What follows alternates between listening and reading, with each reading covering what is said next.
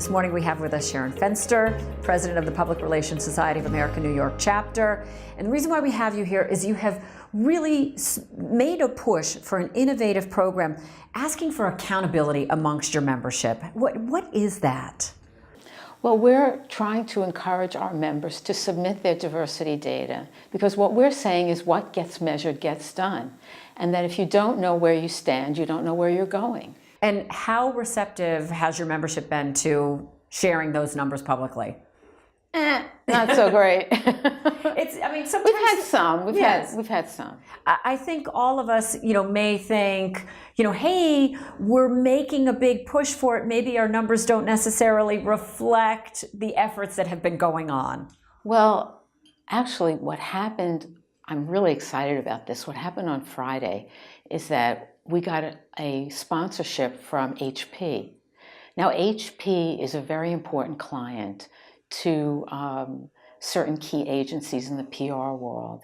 And when they see that, that will encourage them to enter a contest that we have going on called the Big Apples, and where we're asking people to enter the President's Diversity Data Honor Roll Award. And when they see that, we're hoping that they'll say, hey, HP is here. We better get it together and enter. So. It's another layer of accountability. Yeah, it's another layer of accountability. And it's a nice nudge. It's encouraging. Yeah, it's a gentle nudge in the right direction. So let's talk about what you know about your numbers when it comes to public relations in general. How is the industry doing when it comes to women, when it comes to minorities? Well, when it comes to gender, when it comes to women, right now in the field of public relations, women take up 70%. That sounds great. It does. I know it does. But that's overall. Right. And then in the leadership, 30%. But you need to wait. So when we peel back the covers, you've got 70% spread across the workforce, but only 30% are in leadership roles. Right. Room for improvement. Right, room for improvement, and then you can drill down even further. If you take an even closer look, you'll find that white women make up 18% of the C-suite, that women of color make up 3% of the C-suite, and of those women, they have 3 times as many degrees as their male counterparts. So now we have a lot of room for improvement. Those are pretty disheartening numbers, especially when it comes to the educational component. It is disheartening, yeah. So now that you have those data points to show to the membership, you ask people to share their numbers. What's the next step? Where do we go? Well, what we're trying to encourage people to do is really take a look at what's going on in the C-suite, because those people are the people that call the shots, and their decisions ricochet down to the lower ranks of people who are affected by all of these decisions. There's been a problem with retention. When people of color are in the lower ranks, they find that they can't be themselves, they can't be authentic, because people don't understand them. They don't understand where they're coming from.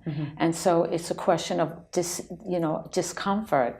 So what we're saying is, let's make changes in the C-suite. Those are the people who have the influence, and let it flow downwards. I know that you also had a very interesting data point about, beyond doing the right thing and reflecting the community, why it's so important to diversify economically.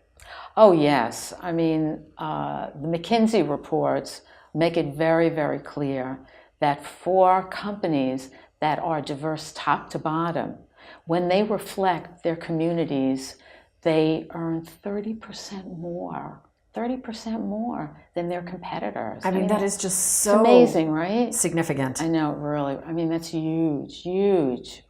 And how quickly do they need to do it? How quickly is our geography, our internal ethnography shifting? The multiracial births that are taking place are 3 times the number that they were previously.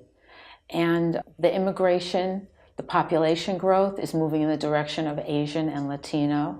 And by 2055, there's not going to be a racial majority anymore. anywhere. Nobody will be No. at a greater majority than the others. No. So we're seeing sort of multiple forces internally, externally, that are beginning to sort of shape the way our nation is going. Exactly. We need to get into the practice of reflecting that. We do. I mean, it's really very simple. It's a civil rights issue. It's being on the right side of history. It's social justice. Wrapping it up so nicely for us, Sharon Fenster with PRSA and Why. Thanks so much for being here with your new initiative. Thank you.